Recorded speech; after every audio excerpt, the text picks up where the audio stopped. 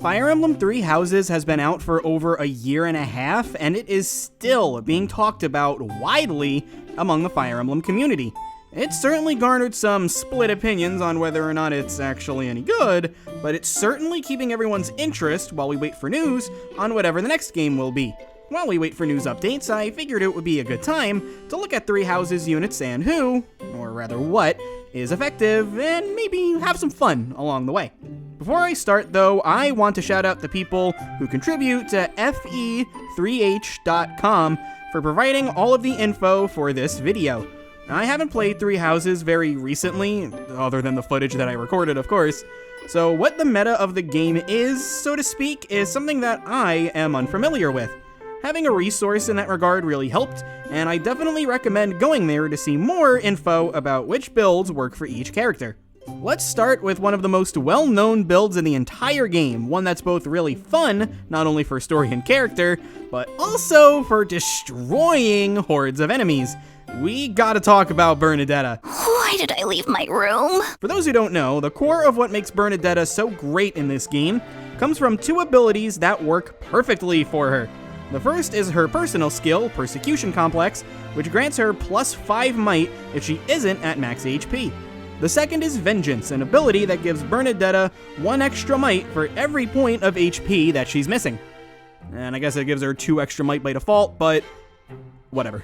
I'm sure you can see already just how insane this is, but what does it take to get these skills? Well, for Persecution Complex, it takes literally nothing, she has it from the start, but Vengeance takes some effort to get, requiring a C+ rank in Lances. Fortunately, not only does she start at E+, giving her a slight advantage, very slight advantage, but she also has a boon for learning Lances, so it really shouldn't take her very long to get to Vengeance. And once she does get there, just give her a Guard Adjutant. Shoutouts to Caspar for being a real easy one to get for Crimson Flower, and bam! Free 1 HP Bernadetta to maximize your Vengeance. What makes this combination so much fun is that this setup barely takes up any of Bernadetta's skill slots. Personal skills count as their own thing, and Vengeance is a combat art. So you have every single skill slot open to customize Bernadetta however you please. If you want to make her a player phase monster, you can give her skills like Death Blow, which gives her an effective +11 attack, only with that and Persecution Complex alone, given she's not at max HP. Early game bonuses like Strength +2 from Fighter can add on to the damage as well. Seeing as how a player phase focused Bernadetta wants to stay far away from enemies, give her skills like Hit +20 helps out a lot, especially when she gets promoted to Paladin and has access to Kanto. Oh boy though, the real fun comes from making her an enemy phase monster. Because of Bernadetta's high dexterity, her critical hit rate is reasonably high, so combine this with Vantage and Battalion Wrath, and she'll destroy every enemy that tries to come after her on enemy phase. She'll be low on HP anyway because of Vengeance, and getting a battalion to less than a third of its health for Battalion Wrath, it isn't necessarily easy, but it's not too hard to get a battalion that low. This setup is really fun, and is obviously worth the investment, but it should be noted that things like Siege Tomes, the setup requirements, the fact that she's not going to one-shot everything since you're not relying on Vengeance as much, and, you know, that teeny tiny little chance that Bernadetta might just not crit that 95. Overall, make this build not as reliable as the player phase beast that Bernadetta is, but this one certainly fits the theme of Bernadetta a lot more. Ernie is sick of fighting! You know, she cries about people being near her, they come near her, she just shakes them away and they die. Beauty is fleeting. Then she just goes back and hides in her room. Classic Bernie. I can do it. Maybe. She isn't quite the star of the show for Crimson Flower, though. I mentioned this in a couple of videos, but easily one of the most unique things about Three Houses is that the main lords are all insanely good. Many people think Edelgard is the best unit in the game, and while I think she's only second best myself, the facts speak for themselves. She's insane. And unlike Bernadetta, I don't really need to explain very much here. In the early game, she hits hard and can use Smash to increase accuracy against dodgier enemies, which is really helpful for maddening mode. Because her main weapon type is axes, she has a crazy easy time promoting to Brigand and getting Death Blow. Give her some focus on flying and lances so you can promote her to Pegasus Knight and get Darting Blow, which does to her speed what Death Blow does to her strength. Only this one has the added bonus of making her a flyer. From there, you can focus on making her a Wyvern Lord, eventually getting her Alert Stance and Alert Stance Plus on the way. Then, when she gets the Amir, she gains access to Raging Storm, which, for 4 weapon uses, allows her to move again if she hits the opponents. Yes, I will repeat that. She can move again if she hits her opponent. The materials needed to repair the Amir are pretty rare. I only expect to fix it twice per playthrough, but used to its fullest potential, that's still 56 uses if you only use it for Raging Storm. And hey, if you don't worry about breaking it, you could get 60 uses out of it, like, hello! Without going too deep into spoilers, Edelgard can clear the final chapter of Crimson Flower by herself in a single turn. It's kind of crazy how powerful she is with such a basic kit. The only thing that stands out about what I listed above, other than Raging Storm, is how easy it is for her to get everything. From the very beginning to the very end, she is the best unit in the entire game for Crimson Flower. She's just bonkers. Like, who thought this was okay? I'll cut my own path. That said, a certain noble thinks that he can stand up to Edelgard's insane power. This noble, the noblest of nobles, I am Ferdinand von Aegir. And yeah, that's cute, comparable to Edelgard. But to give him some credit, he is a very effective unit. And unlike Edelgard, isn't locked to Crimson Flower. He has some real offensive perks, including being one of 3 units that gets Swift Strikes, a combat art that gives any unit a brave effect so long as they're using lances. With this in mind, making him a player phase focused unit with a build kinda similar to Edelgard's sounds like it would be a great fit. And it is, but out of everyone in Crimson Flower, nobody is a meme quite like Ferdinand von Aegir. So why waste your time on the easy stuff? Meme it up a bit. And while you're doing the research in order to meme it up a bit, you'll notice that he has a budding talent in heavy armor. And what does he get upon mastering this budding talent of his? Seal Speed, which, after combat, reduces the enemy speed by 6 for 1 turn. This actually does have its uses, especially in the monster fighting regard, but it also helps for things like stealing the evasion ring from one of the other house leaders in Chapter 7. On my current playthrough, I just used Yuri to steal it and that worked out, but if you don't have anybody quite as speedy as Yuri, Ferdinand von Aegir. And okay, well, there is no meme enough to justify going the route of a 4-move Fortress Knight. You can go the route of making Ferdinand von Aegir an Armor Knight, which has a few perks. Sure, his movement's kind of screwed, but it gives him a great base defense, and it lets you free up a spot to make a meme Caspar build and still have somebody be a guard adjutant for Bernadetta. I mean, yeah, you don't have to make him an Armor Knight, but you're building up heavy armor, and you can make a meme Armor Knight Ferdinand von Aegir. What's not to love here? And besides, just think about the nobility of it all, sacrificing his own movement so that other characters can go to better, more optimal, high-moving classes. He is so noble. He is a noble. The noblest of nobles. Very noble. He is a noble. Noble. Noble.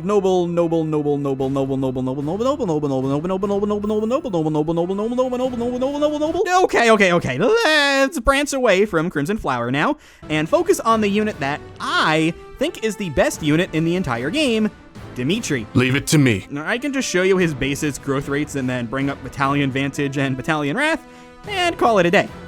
But the pieces all fall in line perfectly for him. One of the earliest battalions that the Blue Lions gets grants Dimitri Retribution, allowing him to attack from a distance, and he has a really high charm base and growth, which allows him to actually hit gambits and raise his authority outside of tutoring with ease. And again, just look at these stats. Even by maddening mode, his stats and growth rates are just through the roof. But, you know, I'm still in the mood for some kind of meme build, and while any build that Dimitri goes for will probably be perfectly viable, I want to stay in the realm of offense because... So, check this out. Making Dimitri your dancer grants him Sword Avoid plus 20, which gives you 20 avoid when using a sword. Okay, obvious, but it's still a good start. Now, his buffed personal skill, Royal Lineage Plus, gives him another 20 avoid when he's at full health. Now you've naturally, at all times, got 40 avoid, which is nice, but it's not great, right? It's a little inconsistent. No worries though, because the Gautier Knights acquired by clearing Sylvain's paralog, and hey, he's a blue lion, so you don't have to recruit him out of house. Even if Sylvain is the least problematic one to recruit because of female byline, gives you another 20 avoid when its level is maxed out. We are at a constant 60 avoid now, which is good, but we're not quite at greatness yet. But again, no worries, it's Dimitri in 3 houses. Just smack an evasion ring on the guy, and now he's got 70 avoid. Oh, and using swords so much will give you combat arts like Wind Sweep, which, you guessed it, will increase his avoid even further. If you want, you can even throw on skills like Sword Prowess, which, you guessed it, when you equip a sword, raise your avoid even more. All of this isn't even taking into consideration Dimitri's stats, which, mind you, includes his speed. Do I even need to show you the base speed and the base growth again? Can we just talk about how good this guy is? If we were to just ignore his growth rates, any kind of terrain, any kind of support bonus, adjutants, anything that you can think of other than what we talked about before, a 0% growth Dimitri would still have 77 avoid. Tellius Earth supported characters struggle to reach that, and yet, here's Dimitri doing it at his base. The main drawback of this build is that you'll have to pick whether or not you want Dimitri attacking or dancing. Sadly, you can't really do both, as much as I'd love to see it, and considering that's a downside to a Dimitri build, you're probably better off going with old reliable, you know? That said, while this might be the closest thing to an effective meme build that Dimitri has, it still wipes the floor with many other characters, period, even at their most effective. Dimitri really is just that good. I will protect my people. For our next unit, we're not really going to talk very much about specifics. This is a pretty broad build that can apply to basically any unit as long as their strength is, I don't know, reasonable. But considering he just got added into Heroes about a month ago and was given a bow, let's talk about Felix.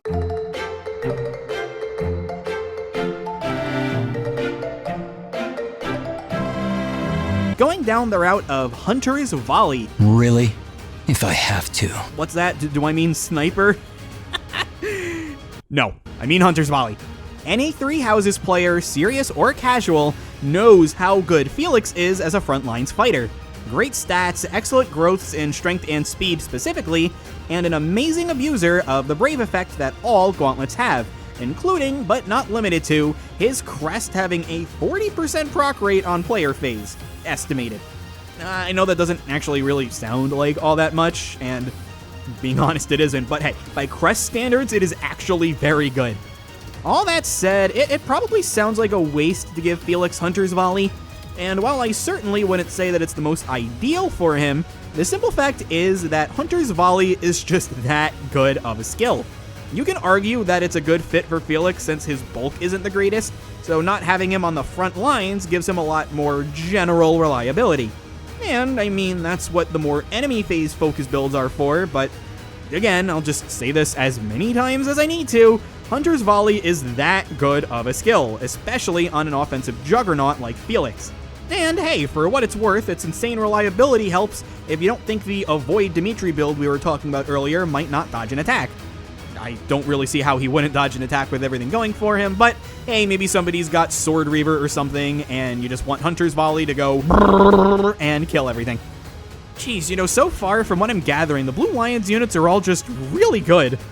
Obviously, that isn't quite the case, so let's talk about one of the more underwhelming units in the entire game, really, Annette. I'll show you! Look, I love her and all, Yay! but magic users in 3 Houses live and die by their spell list, and none of Annette's spells are really any good. She doesn't have any 3-range magic, they don't have secondary effects, and there's really nothing strong enough to OHKO enemies at any point in the game. And her faith spells aren't any good either. If anything, I'll give her Recover because she's got very good magic.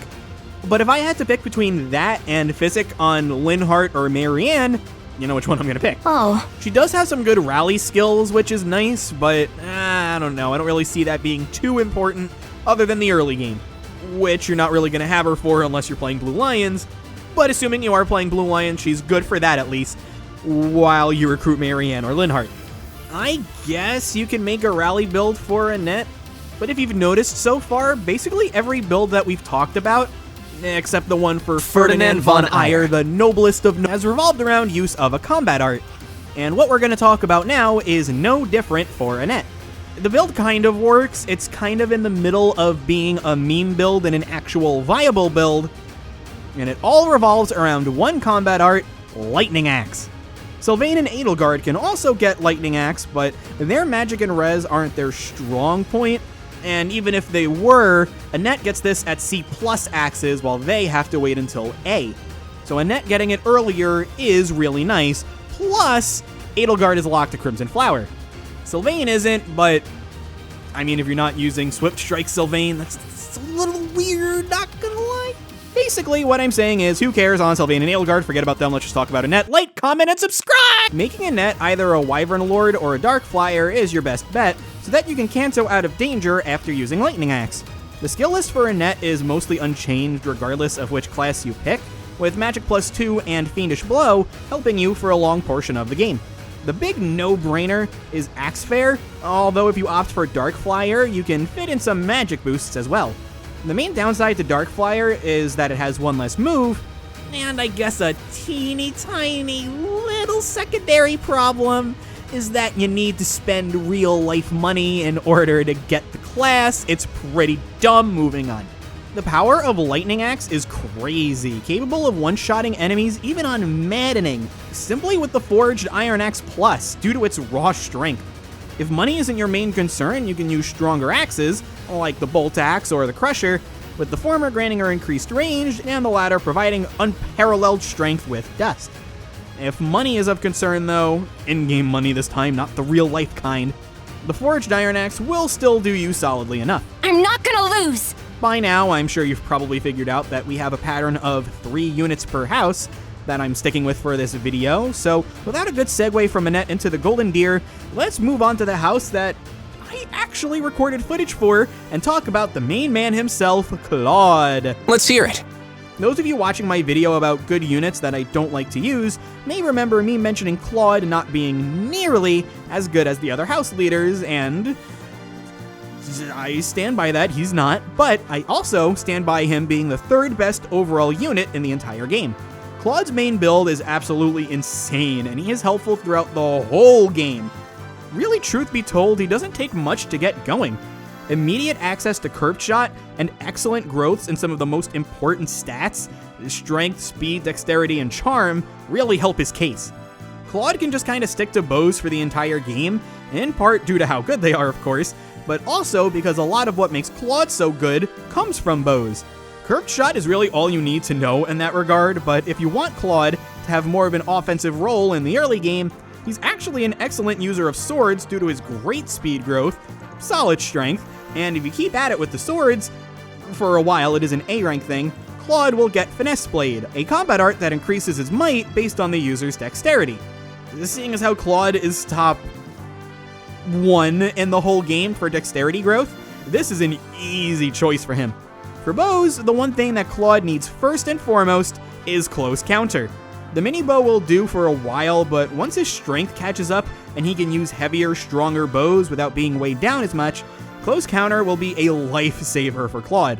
Combine this with the standard of Death Blow, maybe throw in hit +20 for good measure, and Claude will be good to focus on swords, bows, and flying. The flying is especially nice for Alert Stance Plus, regardless of whether or not you keep him as a Barbarossa in Verdant Wind. Oh, and of course you want to have him focus on authority, but come on, that kind of goes without saying. Although actually, speaking on authority, if you get him to C rank, he gets Battalion Desperation, which allows his second attack to happen before the enemies. It's a bit out of the way, but I mean, hey, since you're raising swords anyway, you could put Claude down the route of a mercenary, get Vantage through that, and then leave your battalion and Claude himself at 1 HP. Shoutouts to you Armor Knight Adjutants, y'all are great! And watch as Claude just kind of kills everything that he doubles, Or if you want to give him a brave bow or something, just actually have him just one round everything and it being crazy cool and stuff. That last part that I'm talking about isn't particularly reliable, but it's fun. Speaking of Verdant Wind, though, Claude has a major one-up on every other flyer in the game for 2 reasons. The minor one is that Barbarossa's class mastery is Bow Fair, which gives you an extra free 5 damage when using a bow.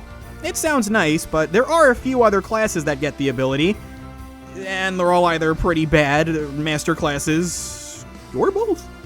You also get it for reaching S+ in bows, which is a nice late game, I guess, but mastering Barbarossa is just way easier than getting it through any other method. The big perk that Claude gets, though, is his personal skill, Lester Lineage Plus, gives him Pass, allowing him to move right through enemies instead of having to move around them. This is gigantic, as a huge part of the problem with maddening enemies is that the density of them and their strength is so high. Claude is far and away the best character for what is undeniably the most tedious, annoying chapter in the entire game, Reunion at Dawn. Even Dimitri struggles with this chapter, generally speaking. And yeah, you could say that Edelgard is also good because she doesn't have to go through the chapter. But no, give Claude this one, okay? Claude's kit will very naturally come to him. He gets accelerated EXP due to his personal skill, he gains Pass in Verdant Wind without it using up a skill slot, and will get access to strong gambits, great combat arts like Finesse Blade and Fallen Star, and excellent skills like Bow Fair, Close Counter, and Death Blow.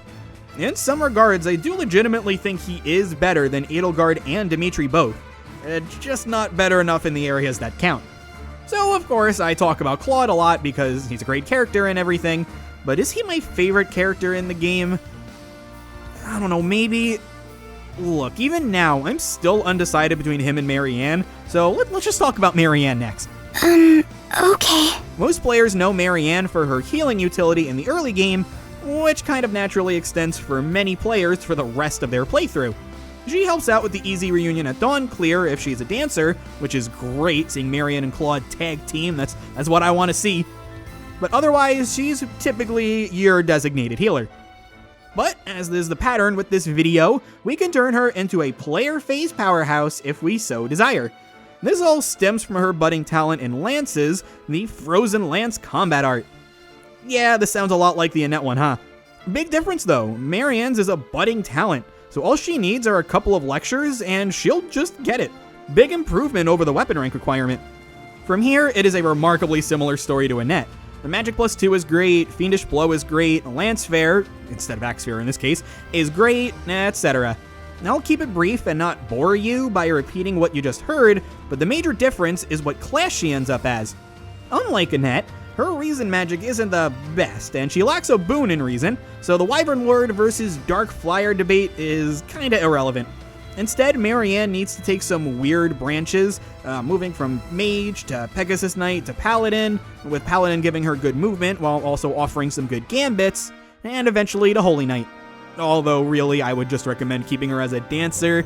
That's just kind of my thing, but if you want someone else to be your dancer, you can. Marianne's just gonna have to go through some weird class routes. Although you're not technically locked to Holy Knight, unlike Annette, she does have a variety of other options that she can go for, such as Grimory, Bishop, and yes, even Darkflyer, and depending on where she goes, you can kind of customize her skill set to suit your needs. I wanted to focus on Frozen Lance Marianne because you so often either see her as a pure healer or just your dancer, but unfortunately I can't say much due to how similar it is to Lightning Axe Annette. Is Marianne better than Annette? By a landslide, trust me. I'm sorry! But the golden deer always go last in these kind of things. Oh well. To draw another comparison to one of the blue lions we talked about before, say you aren't playing Azure Moon, and you don't have access to Dimitri, but you still want to make a dodge tank build. Who can you use? Well, for the sake of this video, we'll be using Leonie as our brand spankin' new dodge tank. She's a good candidate due to her general flexibility. She not only has solid stats and growths, but she lacks a Bane, so it's very easy to just kinda do whatever you want with her and see how it works. What Leonie can reasonably get that Dimitri may not, due to other weapon ranks taking precedent, is Alert Stance Plus. Leonie has a fantastic speed growth of 60%, just like Dimitri, only made better by focusing on becoming a Falcon Knight. Give her the evasion ring because, of course, on top of other tools to help her out like supports and all the other stuff we were given to Dimitri before, and while she won't quite dodge as consistently as he would, she makes her a perfectly solid dodge tank. Combat arts complement Leonie's offenses quite well, with a particular praise going to Lance Jab, which increases based on the user's speed. She's forced into being a player phase unit, lacking a reasonable way of getting Wrath Advantage, unlike Dimitri, but she's a solid choice in that role, regardless of which house you pick. Even Azure Moon, since, it frees up Dimitri to be the enemy phase demon that makes him the best unit in the game. I don't know, this sounds kinda nice. Normally, I'd end the video here now that we've gone through all the houses, but seeing as how I mentioned the Cindered Shadows DLC a few times, I looked into those units and found an interesting build for Hapi, your Reason Mage. I was always under the impression that she was a lot like Lysithea, but with, real movement, but as it turns out, she can be played purely as a utility unit and still be a great addition to your team. Starting with her list of Reason spells, she gets access to a few key attacks that help the entire army. Swarm, which is one that she actually starts with, lowers the target's speed by 5 points. Starting with this spell is crazy useful for allowing doubles from a lot of units, and in some cases, avoiding doubles from others. And this is more relevant in hard and maddening, but maybe you'll find it useful in normal mode too. She basically has Banshee right from the get-go as well, not technically, but she's right there to getting it, and that stops an enemy from moving that turn. They can still attack and stuff, but they can't actually move. Again, great utility, helping you live on enemy phase. She also gets Death and Hades, which are good for being 3 range and dealing a lot of damage respectively, but they're not quite as useful utility-wise as the previous two. That said, her Faith magic is where things get really interesting. Having Physic at C rank is great, with the only other unit really capable of getting it reasonably early being Marianne. At A rank, she gets the best spell in the game, Warp. The only problem with Hapi being your Warper is that, unlike Lysithea and Linhardt, she lacks a boon in Faith, meaning it will take her a very long time before she gains access to it. As a Warp bot, she's straight up not needed in Crimson Flower and Verdant Wind, but in Azure Moon, she's an easy to obtain Warper with other added utility, which also allows you to focus on recruiting other units. You're not wasting time trying to get Lysithea or Linhardt. As if all of that wasn't enough, her personal skill, Monstrous Appeal, gives her all of her spells effective damage against monsters. This is all well and dandy, but the real perk is that she can break a monster's barrier in one shot without the need of a gambit. This is, of course, useful for both helping other units deal more damage and getting materials for weapon repair, but she can also be safe while doing it. Remember, Death has 3 range, it's enough to avoid counterattack. On top of this, you can promote her to Valkyrie, which gives her more movement. You can give her the Thyrsus, which can let her use other spells without having to worry about counterattack. Or it'll help her use Death on a more far back barrier that needs to be broken. These things all give her the tools that she needs to break barriers while staying safe. Now with that done, video over. Again, please go to fe3h.com to learn more. This is all super interesting stuff, and I wouldn't know any of it without that site. But before you go, of course, if you enjoyed the video, help me build my channel by giving it a like, commenting, and subscribing. I won't pretend like I know anything about the YouTube algorithm, but I do know those things all help the channel get noticed. I'd really appreciate the help. Until I see you next, I have been Kirby Fan. Thanks so much for watching, and I will see you next time. Bye-bye.